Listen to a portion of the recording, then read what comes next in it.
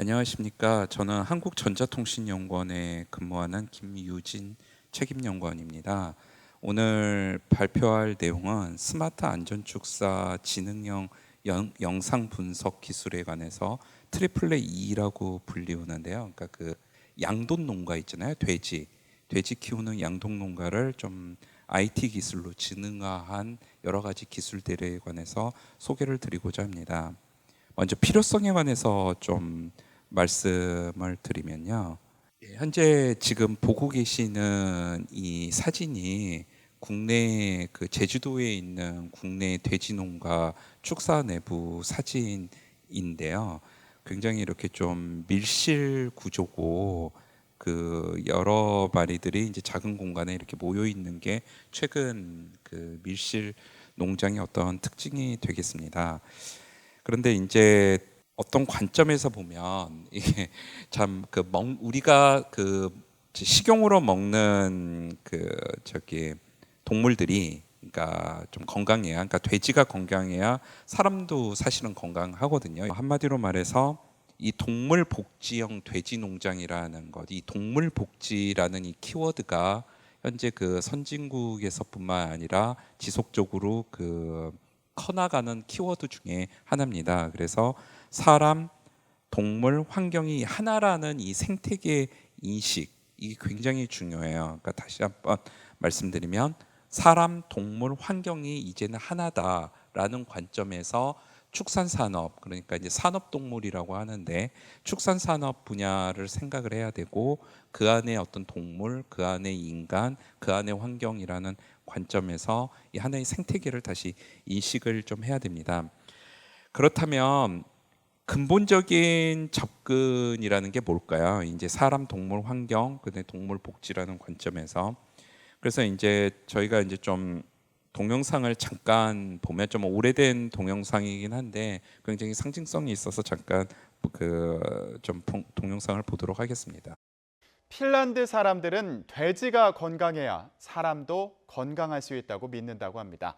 건강하게 자란 돼지는 사람에게 어떤 영향을 미칠까요? 동물복지 사육정책을 도입한 돼지 농장을 신소영 리포터가 소개합니다.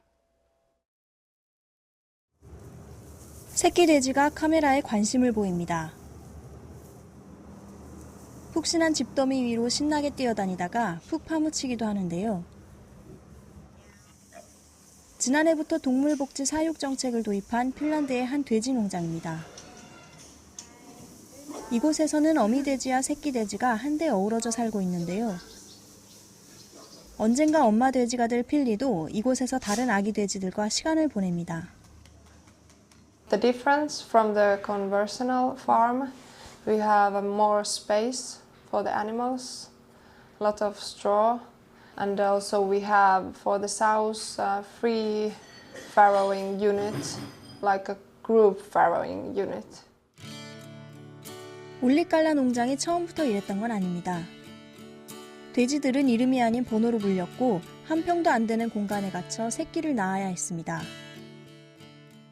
Some parts of production they were stressed, like when they were farrowing, we need to lock them inside the cages.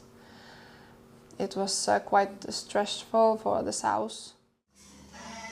예민한 동물로 알려진 돼지는 스트레스에 굉장히 취약한데요.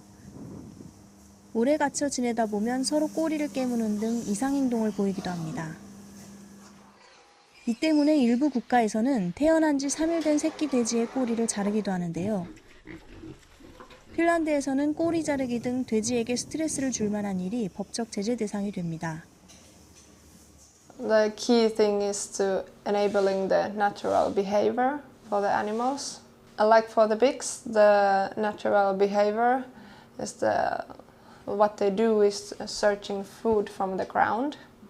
And for us, we are enabling that with having a lot of straw inside the pens and with the pigs.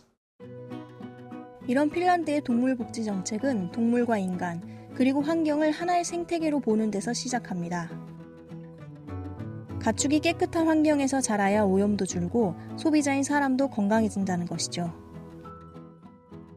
열악한 환경에서 길러지는 가축은 질병에 쉽게 노출되고 따라서 항생제와 같은 동물약품의 사용량이 증가하게 되는데 이것은 축산물을 통해서 인간에게 그대로 전해지는 악순환의 고리가 생기죠.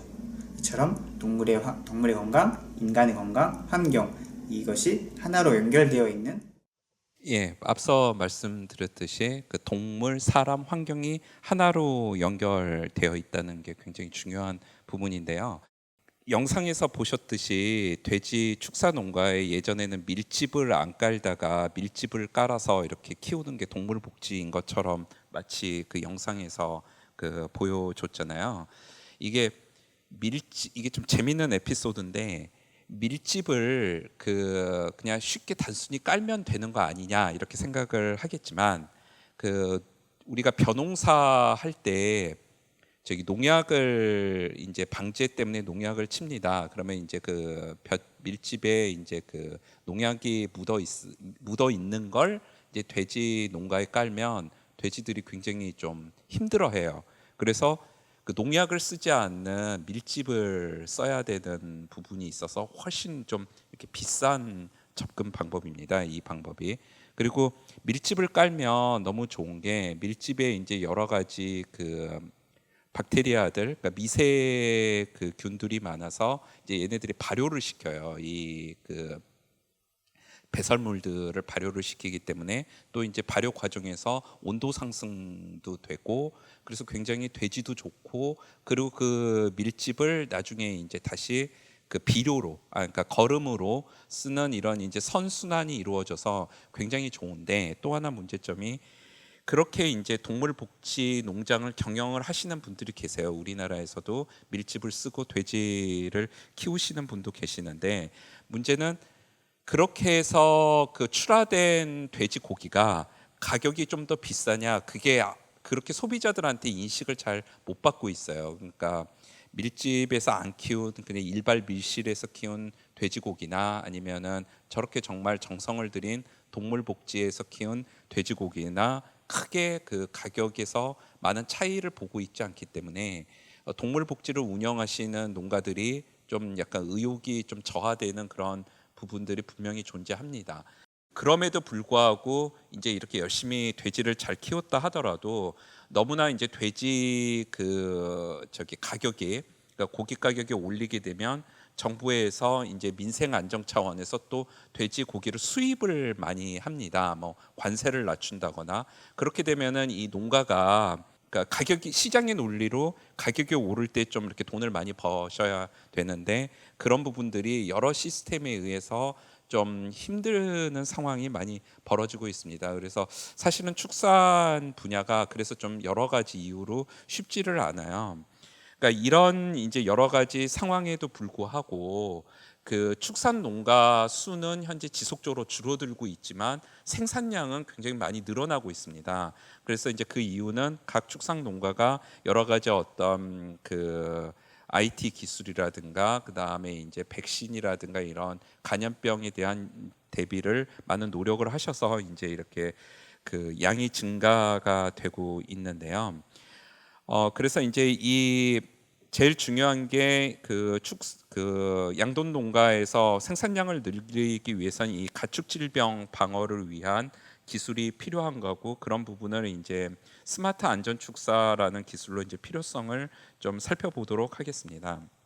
먼저 그 양돈 산업의 그 부정적인 영향을 최소화하기 위해서는 현재 그 관행적으로 그 밀식 사육이 문제고요. 이 밀식 사육으로 가축 전염병 발생이 빈발하고 막 악취가 나고 그다음에 이제 그 침출수 문제가 있습니다. 그다음에 그 축주 입장에서는 당연히 그 생산성을 향상을 해야 되고 에너지 비용을 최소화하는 등 그 외향적 성장 중심의 한계 극복이 필요하고요. 그다음에 안전한 축산물 및 윤리적 그 생산 방식에 대한 소비자 요구 중심으로 이 선진국들은 집중 투자를 합니다. 그리고 그다음에 이제 방역 관리 강화 관점에서는 질병 위험 요소의 어떤 사단 차단이라든가 그다음에 소독 및 질병의 예방 관리, 발생 시 신속한 방역 조치 등이 필요합니다.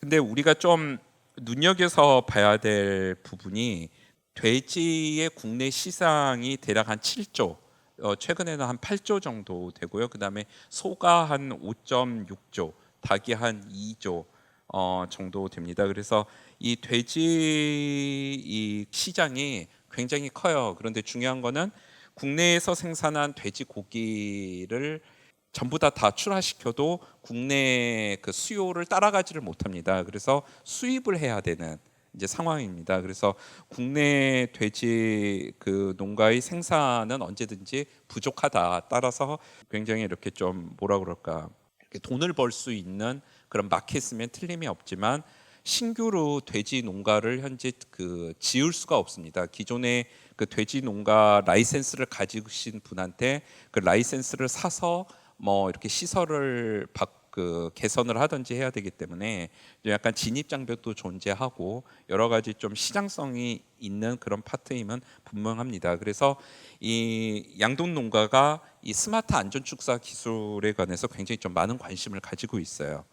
그렇다면 이 환경 관리와 사양 관리의 중요성에 대해서 좀 다시 말씀을 드리면, 우리가 그 돼지 농가를 운영을 해서 소비자도 이득을 보고 그 다음에 그 농가주도 그 이득을 보기 위해서는 이 네 가지가 좀 이렇게 균형이 있어야지만 그 이익이 유지가 되는 상황입니다. 그러니까 사양 관리, 그다음에 종축, 질병 관리, 영양, 이렇게 이제 네 가지가 딱 균형이 있어야 되는데, 중요한 거는 최근에 가축질병이 많이 확대가 되고 있어요. 그러니까 이 세 가지는 어떻게 보면은 그 사람이 개입을 해서 좀 통제를 어느 정도 할 수 있는 영역일 수가 있는데, 이 질병 관리 부분은 열심히 백신을 맞추고 한다 하더라도 그 환경적인 영향이 굉장히 좀 많이 큽니다. 그래서 중요한 거는 질병 관리가 확대가 됐는데 여기서 이 네 가지 중에 이 하나만 부러져도 이제 이 돈이 확 미끄러져 내려가는 거죠. 그래서 이런 네 가지를 균형 있게 관리를 한다는 게 굉장히 어려워요. 그래서 이제 질병 발생의 그 기본 개념에 관해서 좀 말씀을 드리면, 사육 환경이 변화가 됐다는 겁니다. 그래서 이제 크게 두 가지로 가축이라는 관점, 병원체라는 관점에서 보면, 가축이 스트레스를 받으면 확실히 저항력이 약화가 돼요. 이 사람도 마찬가지이기 때문에, 그래서 환경이 굉장히 중요하다. 스트레스가 좀 낮은 환경이 굉장히 중요한 거고, 이 병원체라고 말씀을 드리는 부분이, 우리가 이제 코비드 19로 굉장히 많은 그 국민들이 고생을 했는데, 이 코비드 19 같은 경우도 그 호흡기 질환 관련과 연관이 있는 부분이고, 이게 이제 공기 중에 바이러스와 관련이 된 부분입니다. 그래서 이 공기 안에 떠다니는 이 바이러스에 대한 병원체를 통제를 한다는 건 굉장히 쉬운 일이 아니에요. 그래서 어쨌든 이 병원체 때문에 병이 일어나고 그게 이제 증식이 되고 감염 기회가 증가가 된다는 거죠. 예를 들어서 이 증식만 좀 낮춰도, 그러니까 우리가 코로나 걸렸을 때나 아니면은 그 팬데믹 상황 때 마스크 쓰고 그 사람 그 생활 간의 어떤 거리를 유지한 걸 가지고도 굉장히 많은 효과를 봤듯이, 뭔가 증식을 낮추는 것도 굉장히 중요한 부분이긴 합니다. 그래서 이제 포피 질병이라고 하는데, 이 돼지 쪽에서는 이 피로 시작되는 호흡기 쪽 그 질환 좀 유명한 몇 가지들이 있어요. 그래서 이게 이제 굉장히 그 치명적인 폐사열을 가지고 있고, 그 다음에 이제 사육 환경을 당연히 개선을 하면 가축 면역염의 호흡 질병이 예방이 되겠죠. 그 다음에 이제 온도, 뭐 습도, 암모니아 가스 등 이런 것들을 이제 잘 제어를 하면 환경이 좀 좋아지지 않나, 이제 이렇게 생각을 합니다. 그래서 이제 주요 돼지 질병 원인 및 특징을 보면 이렇게 쭉 주요 질병들이 있는데, 이제 아프리카 돼지 열병도 있고 여러 가지가 있는데, 대부분 다 호흡기 관련된 질병이에요. 그러니까 공기 중에 이제 그 바이러스 전파에 의해서 생기는 부분이기 때문에, 그리고 걔네들이 증식을 좀 덜하면 문제가 안 되겠지만은, 이 돈방내 환경이 뭐 이렇게 습도도 높고 굉장히 그 먼지도 많고 고온 다습합니다. 그래서 이제 그런 여러 가지 열악한 환경 때문에 바이러스들이 많이 번식을 할 수가 있는 이런 이제 그 환경을 애초부터 가지고 있습니다. 그렇다면 이런 환경 속에서 IT 기술을 이용을 해서 돼지 농장의 어떤 자동화된 감지 기능 분야를 어떻게 해볼 수 있을까라고 이제 수많은 사람들이 수많은 기간 동안 연구를 해왔어요. 그래서 여기 논문에 굉장히 정리가 잘 된 부분이 있어서 좀 이렇게 발췌를 해왔는데요.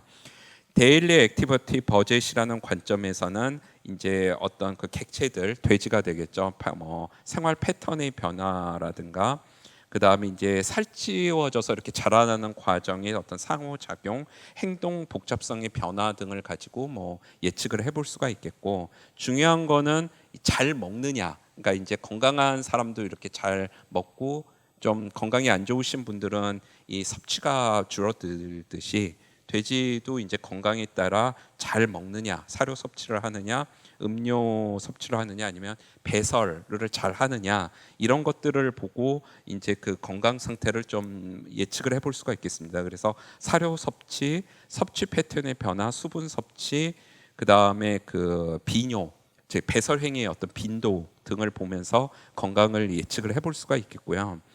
그 다음에 이제 자세와 운동으로 볼 수가 있는데, 우리가 이제 건강한 사람이 활동량이 많듯이 돼지도 그 건강하면 잠도 아주 잘 잡니다. 그래서 예를 들어서 인간 같은 경우는 그 잠을 잘 잔다 했을 때 아이들 보면 이렇게 팔을 탁 벌리고 이렇게 잘 자잖아요.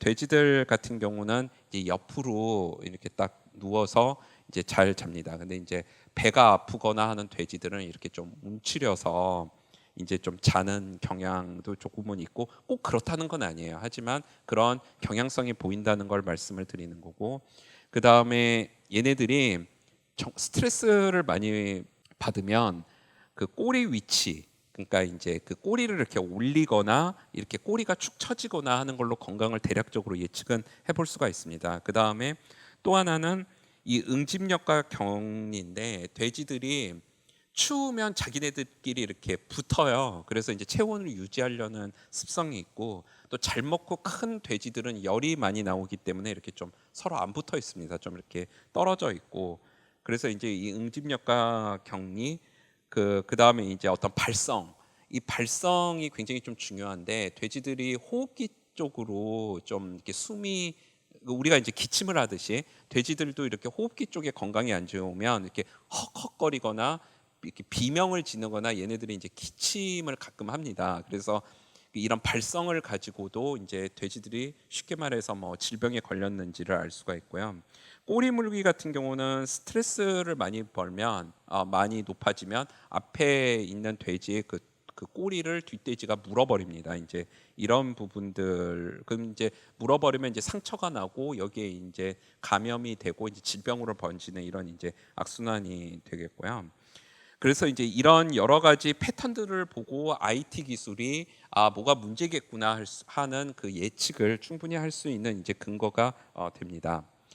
그래서 이제 이런 현재 그 돼지 환경과 여러 가지 그 상황, 그 동물 복지라는 관점에서 상황을 보고 저희 그 연구소에 있는 연구원들이 약간 좀 도전적으로 이제 연구를 하게 됐는데, 저희가 이제 그 결과로 트리플렛 스페이스라는 플랫폼을 만들었습니다. 그래서 이 여기에 밑바닥에 깔린 저희의 철학은, 그러니까 플랫폼에 그 어떤 뭔가 철학을 녹여 넣는다라는 관점에서 사람, 동물, 환경이 하나의 생태계라는 관점을 이 플랫폼 안에 굉장히 녹여 내려고 많은 노력을 했고요.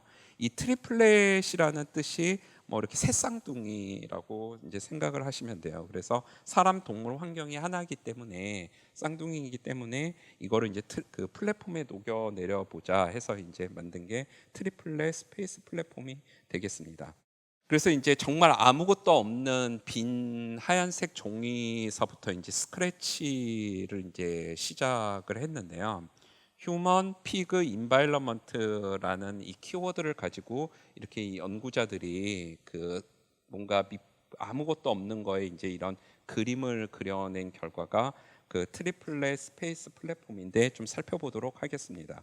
먼저 이전에, 그러니까 이제 저희가 설명을 나가기 전에 좀 스페이스라는 거를 조금 한 번쯤 고민을 해봐야 돼요. 그러니까 기존하고 지금의 약간 패러다임이 좀 바뀐 게 그 IT 업체나 여러 가지 고전적인 기존의 생각은 그 뭔가 어떤 환경에 그 센서를 두고 그 환경에서 환경 그 센서에 의해서 센싱을 한 다음에 그 센서 데이터를 분석을 해갖고 뭔가 이제 피드백을 줘서 그 제어를 잘해보자라는 게 일종의 좀 IoT 시대 뭐의 그런 좀 생각이었다고 하고, 그리고 이제 여기에 인공지능이 가미된 환경으로 이제 많이 변화가 됐는데, 이제 그러다 보니까 그 여기에 좀 관점을 좀 달리하면 이 스페이스라는 거를 조금 한번 좀 다시 생각을 해봐야 될 필요가 있습니다. 우리가 이제 그 전통적인 가전 업체로 우리나라 같은 경우는 이제 LG나 뭐 삼성전자를 얘기를 드는데, 최근에 LG전자가 이 스마트 코티지라는 이런 이제 그 집 그 미니 좀 집인 거죠. 그러니까 타이니하우스 같은 그 건물을 가지고 이 안에 여러 가지 LG의 이제 가전 제품들이 들어가 있는 부분들을 이제 이렇게 선보이고 있습니다. 삼성전자도 마찬가지로 스마트 타이니 하우스를 선보이면서 이 안에 이제 여러 가지 삼성전자의 제품들이 그 설치가 되어 있는 부분이 있는데요.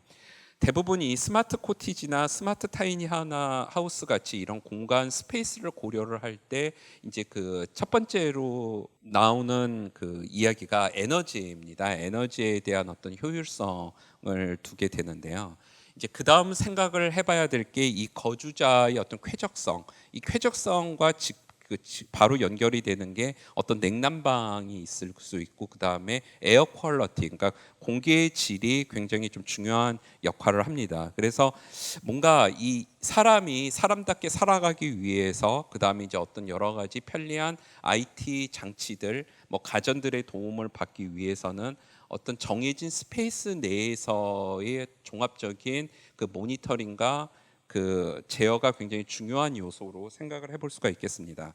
그렇다면 이 스페이스 관점에서 우리 AI 기술과 데이터셋이라는 거를 좀 한번 다시 살펴볼 필요가 있어요. 그래서 이제 우리가 스페이스를 이제 데이터 관점에서 볼 때 좀 스페이스가 약한 프레이저한 스페이스가 있고 그 레질런스한 스페이스가 있는데, 쉽게 말하면 이렇게 좀 깨지기 쉬운 약한 공간의 스페이스가 있고 강건하고 아주 탄력적인 공간이 있다고 이렇게 했을 때, 깨지기 쉬운 공간, 약한 공간에서의 스페이스 안에 있는 이 데이터들은 이렇게 약하기 때문에 바깥에 이렇게 오고 갈 수도 있고, 오염원, 데이터의 어떤 오염원이 안으로 들어올 수도 있습니다.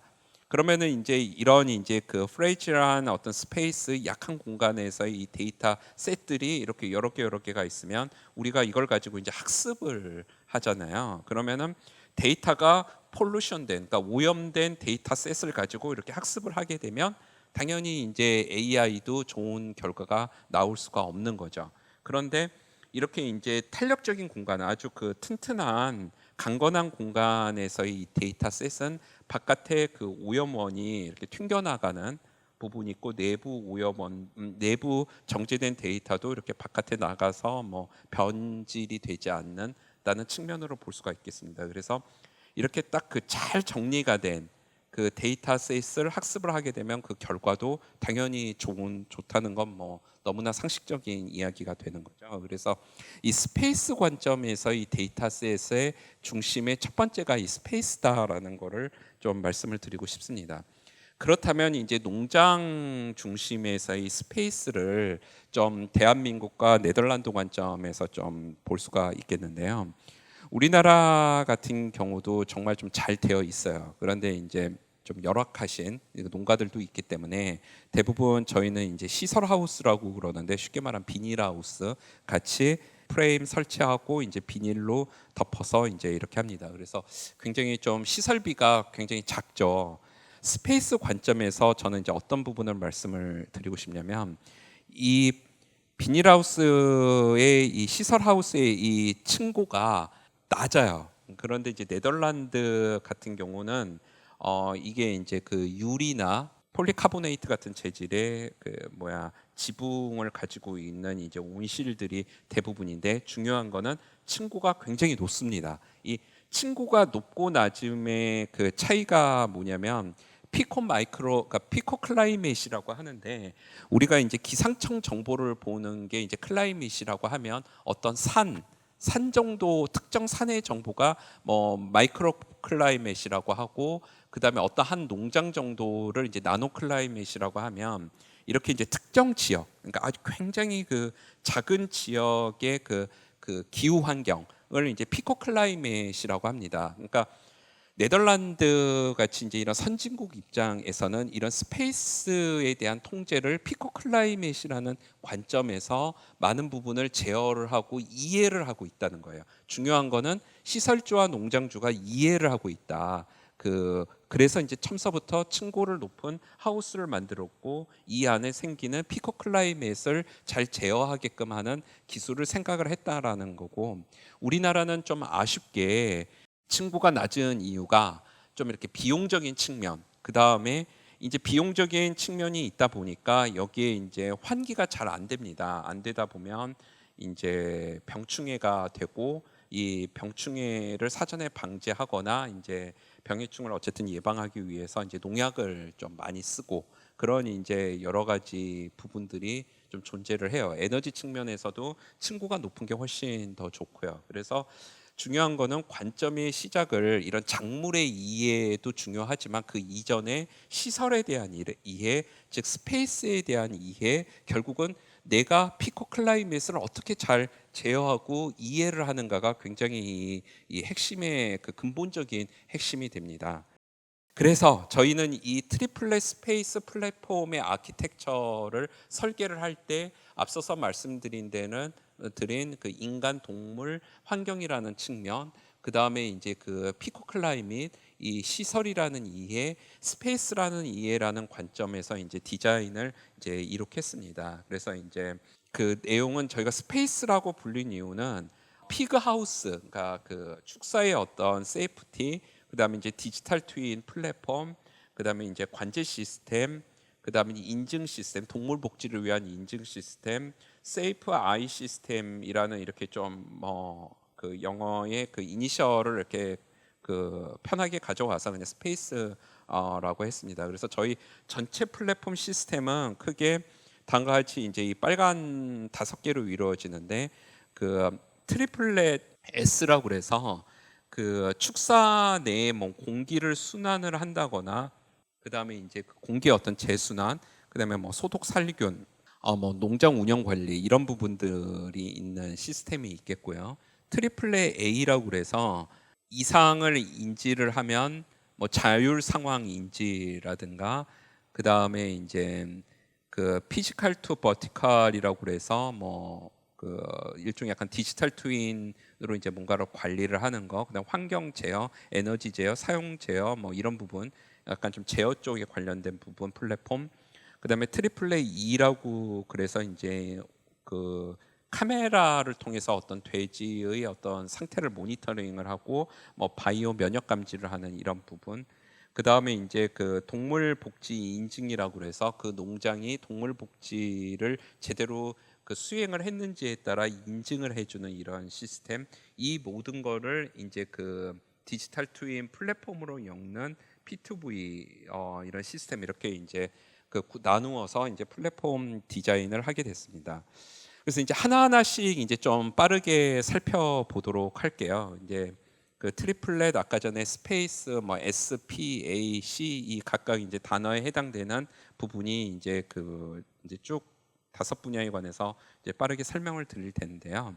피그 하우스를 좀 더 안전하게 하기 위해서 저희가 이제 이런 축사 모형이라든가, 그러니까 실제 돼지 농가도 있지만은 그 비교군을 만들기 위해서 이제 그 모델, 그러니까 이제 그 베이비 박스라고 그래서 실제 그 환경을 이제 모델링한 거를 가지고 여러 가지 이제 그 환기라든가 이런 이제 그 현장 모니터링을 이제 진행을 한 부분 했습니다.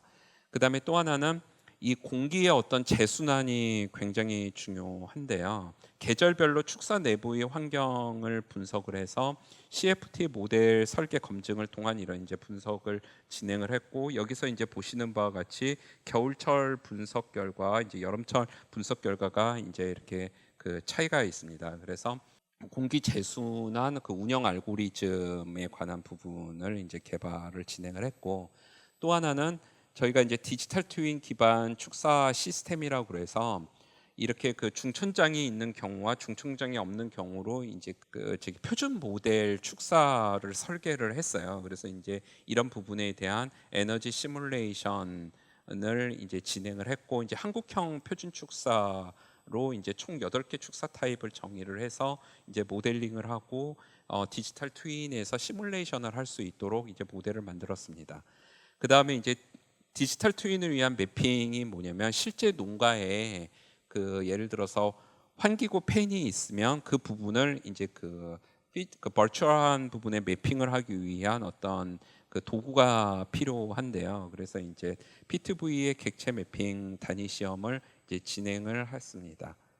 그래서 이제 디지털 트윈 기반의 축사 제어 같은 경우는 냉난방 에너지 그 모델링을 통해서 이제 고도화된 어떻게 하면은 이제 그 축사를 제어를 할까? 그러니까 왜 그러냐면은 이 난방비가 많이 드는데 그 무조건 난방비를 절약한다고 환기를 안 해버리면 그 돼지 축사 내에 여러 가지 이제 뭐 그 유독가스들이 많이 발생이 되고, 따라서 돼지 호흡기 질환에 굉장히 치명적일 수 있기 때문에 그 부분을 잘 이렇게 제어해주는 부분이 디지털 트윈에서의 어떤 시뮬레이션과 실제 그 디바이스들이 이 디지털 트윈에 매핑이 되어 있기 때문에 그거를 이제 실제로 모니터링을 해가면서 최적의 조건을 찾아가는 그런 이제 시스템이 되겠습니다.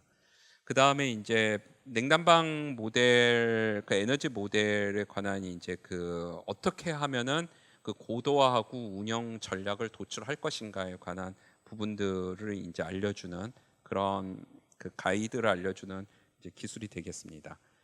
그다음 또 하나는 그 P2V 기반, 그러니까 피지컬 투 버추얼 기반 센서 수명 모델링 그 예측을 하는 소프트웨어 개발 부분이 있는데, 실제로 저기 축산 농가 같은 경우는 그 돼지 그 사육장 안이 굉장히 고온하고 다습하고, 그 다음에 분진이 굉장히 많고 암모니아 가스, 약간 산성 가스들이 있기 때문에 IT 장치들이 뭐 몇 개월 사용을 하지 못해요. 그러니까 그러니까 굉장히 쉴드를 잘한 제품 말고는 그냥 우리가 일상적인 생활에서 쓰는 IT 제품들은 그 축사 내에서 그 수명을 견디지 못합니다. 그런데 이제 일부 분이 이게, 그리고 이제 또 그 돼지들이 이제 그 사료를 먹을 때 이 사료를 또 쥐들이 그렇게 좋아하거든요. 그래서 이제 쥐들이 와서 얌전히 사료를 먹는 게 아니라 케이블들을 이렇게 갉아 먹습니다. 그래서 굉장히 안 좋은 악조건이기 때문에, 그런데 이제 이 악조건 상황에서 그냥 센서만 죽으면은 괜찮은데, 문제는 이 IT 장치들, 그러니까 여러 가지 장치들이 좀 쉽게 말해서 그 고장은 아닌데 고장 이상 환경들을 발생을 하면서 스파크 같은 게 발생이 되고, 이게 이제 화재로 이어져서 굉장히 큰 손실을 가져오는 부분이 있습니다. 그래서 중요한 거는 그 이 수명 예측, 그러니까 이 장치들의 수명이 언제쯤 닿을 것인가, 그다음 지금 뭔가 좀 이상할 것 같다라는 거를 사전에 예측만 해줘도 굉장히 많은 농가 운영에 도움이 됩니다. 이게 실제로는 이거 굉장히 중요한 팩터 부분이거든요. 그래서 이제 그 농가의 그 농장주 분들께서 이런 부분을 굉장히 많이 요구를 하셔서 이제 그 개발을 했고 굉장한 효과를 봤던 기술이기도 합니다.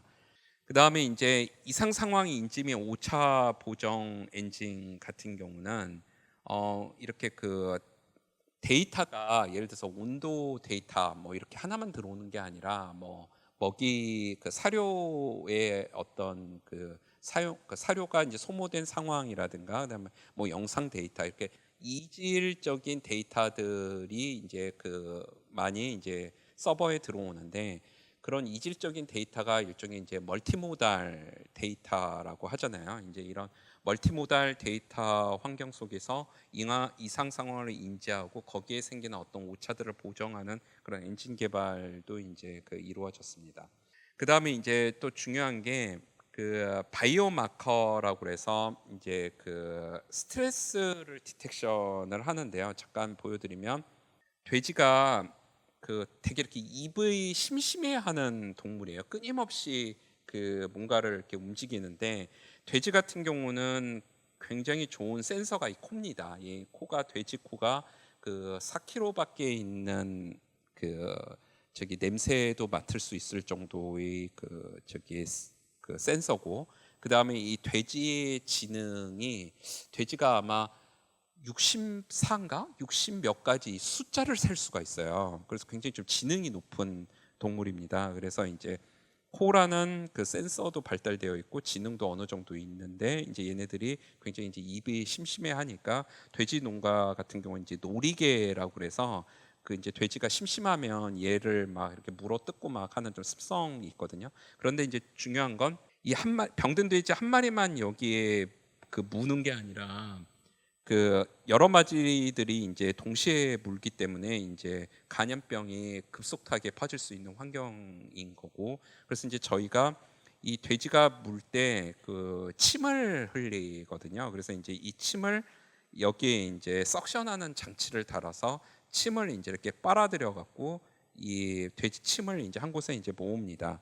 그래서 이제 이 돼지 침을 가지고 그 스트레스를 이제 그 분석을 해요. 그런데 이제 이 스트레스 분석을 할 때 이런 연구가 왜 어렵냐면은 그 스트레스 요인이라는 게 워낙 다양한 요인으로 발생을 하기 때문에 우리가 이제 유효한 바이오마커 설계가 굉장히 중요합니다. 그래서 외부 상황에 따른 바이오마커 연관성을 설계를 해야 되고 공격 접종을 합니다. PRRS라는 거를 이제 공격 접종을 했는데 이 공격 접종이 뭐냐면 돼지 한 마리에 그 나쁜 병원균을 일부러 집어 넣는 거예요. 그러니까 이제 아프게 만드는 거예요. 그래서 이거 같은 경우는 그러니까 허가를 받아야 되는 굉장히 좀 고위험 실험에 속하고, 이런 실험이 할 수 있는 실험은 BSL 레벨 2라는 특별한 실험 환경에서 이제 실험을 합니다. 그래서 이제 공격 접종을 하게 되고 그 돼지가 이제 어떤 증상을 보이는지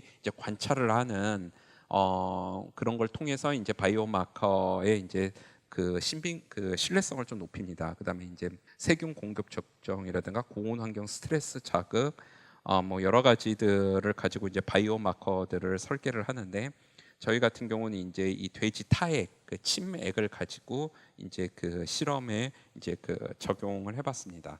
그래서 이제 저희가 그 이제 바이오마커를 이제 개발을 해서 이렇게 이제 그 돼지가 그 돼지 침을 이렇게 석션을 해서 그 석션한 거를 멀티펑셔널 바이오 센서 칩이라는 거에 이렇게 우리가 코비드19 테스트 하듯이 침을 이렇게 딱 떨어뜨리면 이런 이제 스트레스 바이오 센서의 이런 장치에 의해서 이 돼지가 얼마나 스트레스를 받았는지를 이제 볼 수가 있습니다.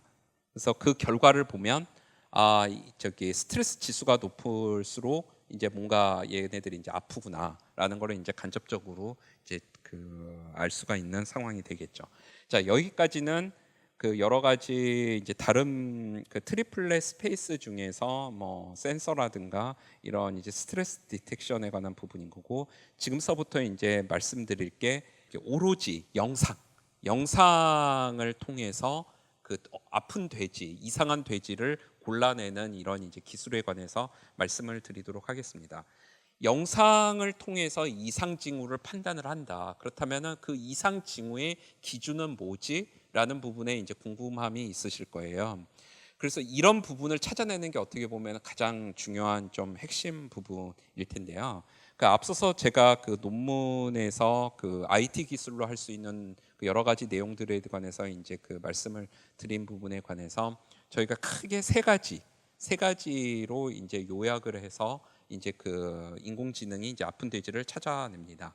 첫 번째가 그 어떤 특정한 영역을 액세스를 하면서 이제 피딩하고 드링킹하는 부분인데, 쉽게 말하면 이제 사료 섭취 행위를 보고 있어요. 그래서 이제 쉽게 말하면 잘 먹는 아이는 좀 건강하다라는 이제 가설을 세우고, 그 다음에 이제 돼지 특징이 그 배설을 할 때 좀 돼지가 좀 이렇게 깨끗한 동물이라고 하잖아요. 그래서 그 배설을 할 때 특정 지역에 가서 좀 하는 특징이 있습니다. 그래서 아픈 돼지는 이제 좀 자주 설사를 한다, 뭐 이런 좀 부분.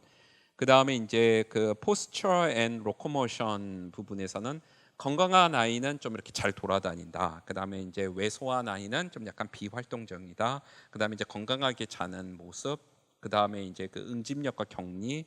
그 다음에 이제 약한 아이는 이제 그 사이즈 측면에서 약한 아이는 상대적으로 좀 다소 왜소하고, 그 다음에 이제 언더그라운드와 이제 오버그라운드 차이가 당연히 존재한다라는 부분을 가지고 저희가 인공지능을 이제 개발을 하게 됐습니다. 이 부분을 잠깐 보면 이게 이제 잠자는 돼지고 이제 활동성이 많은 돼지인데요.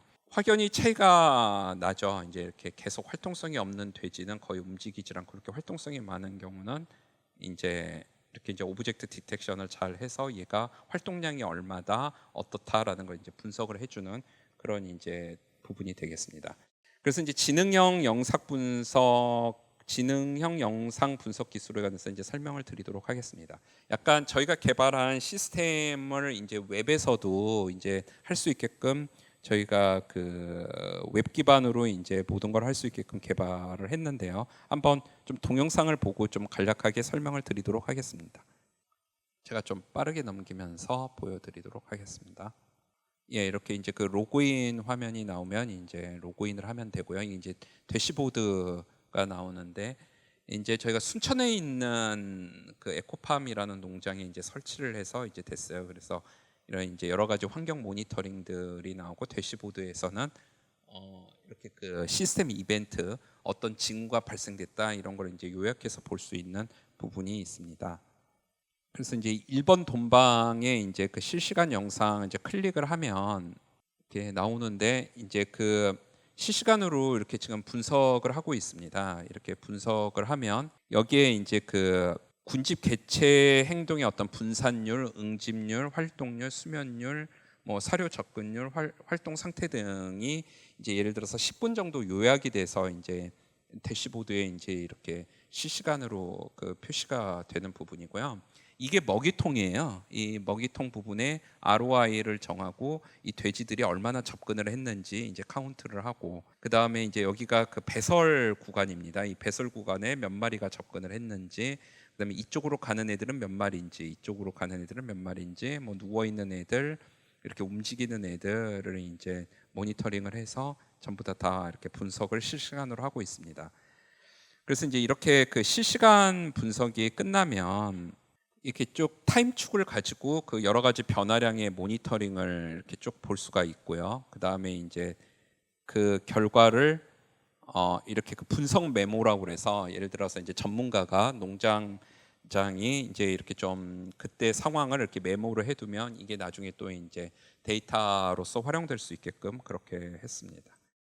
그렇게 해서 이제 중요한 거는 이렇게 해서 농장장 분들이 오후 한 6시쯤 퇴근을 해서 다음날 아침 8시나 9시에 이제 출근을 하는데, 새벽에 있었던 내용들을 이렇게 일일이 볼 필요는 없잖아요. 그래서 이제 인공지능이 다음날 이제 그 농장장이 출근을 했을 때 이 돼지만 보세요라고 이렇게 딱 찝어준 겁니다. 여기서 보면 색깔이 이렇게 진한 애들만 살펴보면 돼요. 여기서. 그런데 여기 보면은 그 돼지가 없는데 이렇게 찝어준 게 있어요. 근데 그런 돼지 같은 경우는 여기에 오랫동안 얘가 잠자고 있다가 이 마지막 전에 얘가 확 어디로 가버린 거예요.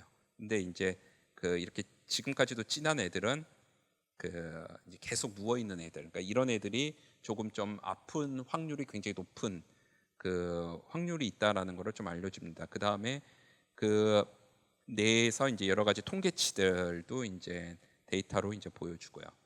예, 그래서 이제 쭉 그 말씀드린 거에 그 영상을 가지고 이제 우리가 데이터 그 돼지를 모니터링하는 기술에 관해서 저희가 좀 기술 이전을 하고 있습니다. 그래서 쉽게 말씀을 드리면 돼지 농가가 있고, 그러니까 돼지 돈방이 있고, 여기 IP 카메라만 설치를 하면 피그 비전이라는 이제 인비디드 시스템 안에서 이제 여러 가지들, 이제 돼지가 몇 마리인지, 얼마나 붙어 있고 떨어져 있는지, 활동량이 얼마인지, 잠을 얼마나 자고 있는지, 먹이통에 얼마나 접근을 하는지, 그 다음에 돼지가 그 얼마나 먹고 있는지 등을 이렇게 분석을 해서 서버에 기록을 하는 그래서 인공지능 분석을 통한 돼지 그 이상 징후 알림을 알려주는 그런 기술이 되겠습니다.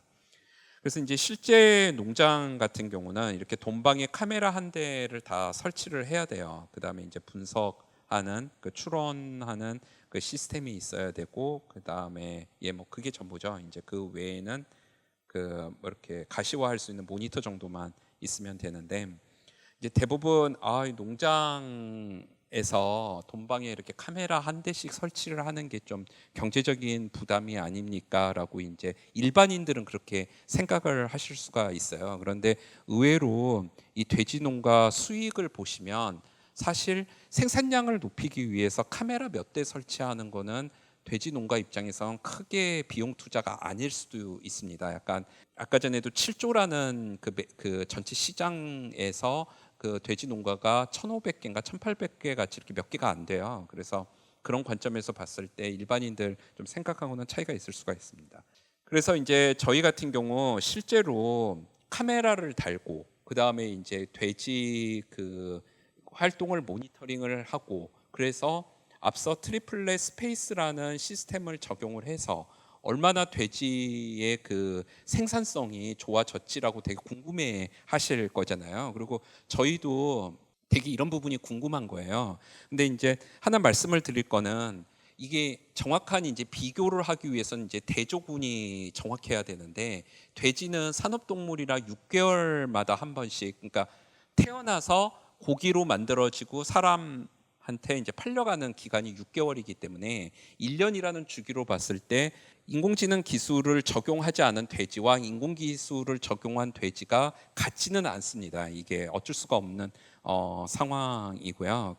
그래서 이제 그 돼지의 건강 상태가 100% 같다고는 말을 할 수는 없지만, 일단은 이제 그 비포, 그러니까 이제 저희의 이 트리플렛 기술이 들어가기 전과 그 후에 그 AI 분석 보고서를 이제 생성을 하게끔 하고 이제 비교를 해봤어요. 그러니까 이걸 어떻게 했냐면, 그때 그러니까 인공지능 기술이 적용되기 이전에 찍어놨던 동영상과 인공지능 기술이 적용된 그 돼지 농가를 찍은 동영상을 이제 저희 시스템에 집어넣어서 서로 비교를 하게 했더니, 그래프로 굉장히 제가 좀 단순하게 그린 겁니다. 이렇게 이 빨간 게 이제 인공지능 기술을 적용한 부분인데, 거의 최대 20% 정도의 생산성 향상을 가져왔고, 실제 농장장한테도 확인을 한 부분이 한 15%에서 20% 정도 정말 좋아졌다라는 게 이제 그 결론이 되겠습니다.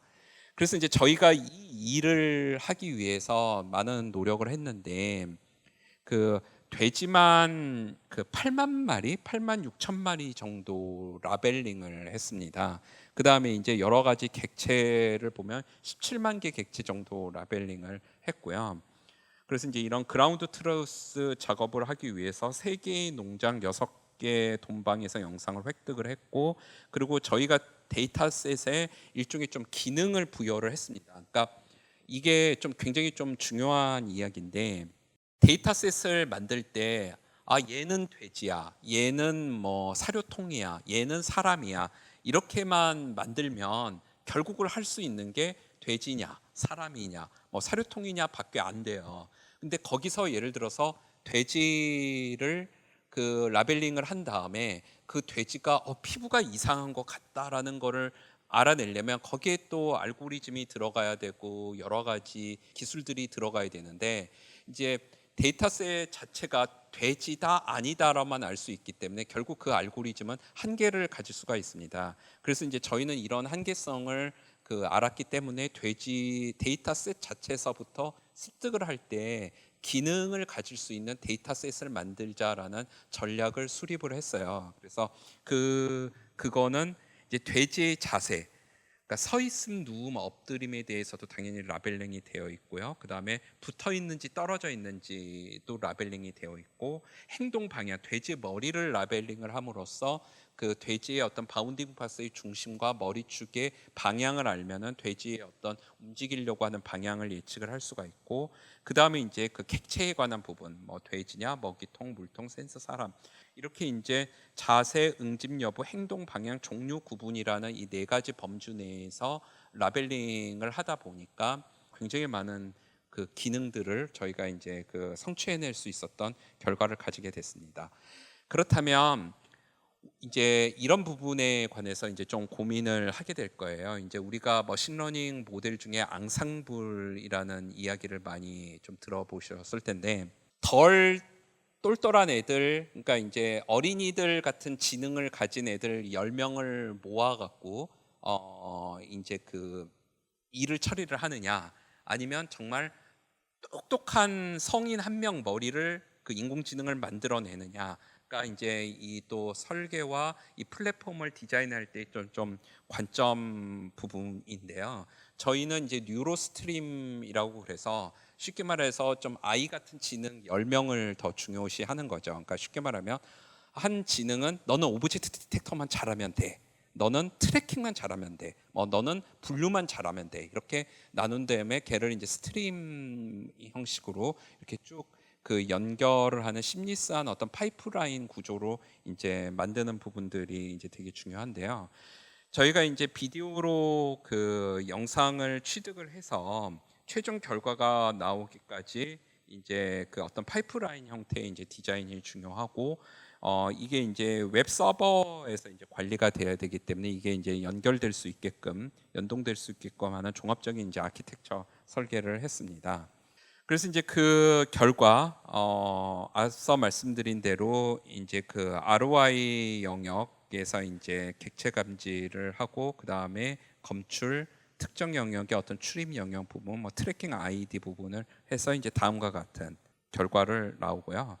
그래서 이제 이런 부분들이 이제 공인 시험을 받아서 저희가 좀 시험 성적서, 저희 실험 조건에서 이제 그 보장을 한다는 시험 성적서도 이제 취득을 했고, 그 말씀드린 대로 그런 결과가 시스템 이벤트에서 쭉 이제 그 목록을 볼 수가 있는데, 여기에 이제 대쉬 화면이 그 농장에 실제로 설치된 그 화면입니다. 그래서 농장 대표가 아니면 농장장이 그냥 이 모니터 앞에서만 보면 농장 전체를 요약해서 볼 수 있는 그런 이제 대시보드가 되겠습니다. 그 다음에 이제 그 동물복지 인증 같은 경우는 그 다음에 이제 여러 가지 이제 자동으로 이제 레포트 만들어 준다고 말씀을 드렸잖아요. 이제 예를 들어서 다음 날 아침에 딱 출근을 해보면 이렇게 이제 색깔이 진한 돼지만 딱 가서 보면 되는 그런 이제 그 레포트 요약 보고서를 AI가 만들어주는 부분들로 이제 됐고요.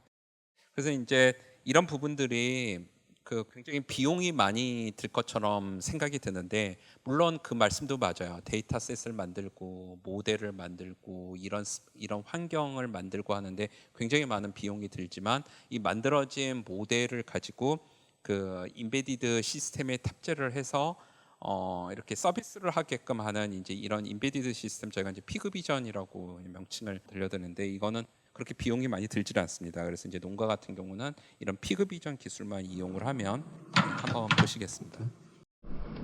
예, 좋아요. 그다음에 이제 보드, 영상 촬영. 이게 카메라예요. 예, 여기에 이제 나노보드가 들어있던 거고, 저희가 실험하기 위해서 그냥 그 돼지 영상, 그러니까 이게 돈방을 촬영하는 듯한 거를 이렇게 틀면 피그비전을 거쳐서 이렇게 실시간으로 그 모니터링 하는 게 이렇게 보입니다. 근데 참고로 말씀을 드리면 이게 굉장히 더 안 좋은 환경인 거예요. 그러니까 돼지 농장에서 실제 카메라로 찍는 것보다 그 왜곡률이 더 커지기 때문에 더 이게 안 좋은 환경. 그러니까 여기서도 잘 되면 실제 영상에서도 더 잘 됩니다. 그래서 이제 이렇게 되는 거를 말씀을 드렸습니다. 그래서 이제 저희 기술 이전 범위 같은 경우는 아까 전에 그 트리플레 E라는 서버, 웹 서버에서 그 동작을 하는 걸 보여주는 그런 부분이 있고, 그다음에 저희 데이터셋이 혹시 필요하신 분을 따로 이제 데이터셋 A와 B로 그 분류를 해서 저희가 이제 기술 이전을 진행을 하고 있습니다. 단계는 TRL 단계는 한 6 정도 되고요.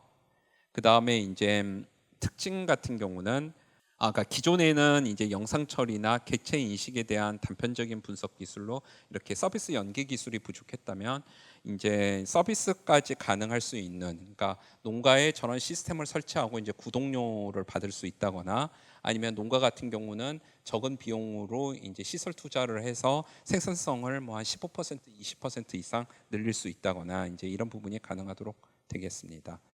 저희가 이제 서비스 말씀을 드리면 한 대략 사업화 소요 기간은 저희 기술을 사용을 하게 되면 한 3에서 6개월 정도 내면은 시설에 설치를 해서 이제 초기 운영되는 걸 보실 수 있을 것 같고요. 그러니까 그 대신 좀 약간 개발 인력이 있으시면 저희 소스 코드를 모디파이해서 좀 더 좋은 그 특화된 시스템으로 하실 수 있을 것 같습니다.